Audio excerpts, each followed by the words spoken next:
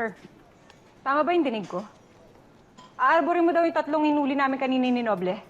Oo, kaya kailangan ko yung mga pirma mo dito sa release form sa Rento.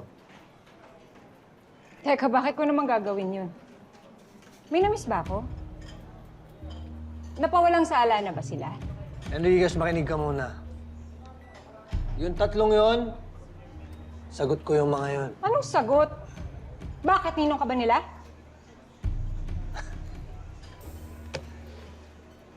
Informant ko sila. Ano, Sargento, patatagalin pa ba natin to o ano? Kahit ano pang kasunduan mo sa kanila, hindi mababago na mga magnanakaw yung mga yun. Ganyan ka talaga, Sargento? Ganyan ka talaga? Mahirap ka trabaho? Eh, paano mo naman nasabi yan? Eh, di ba nga ayaw mo akong katrabaho?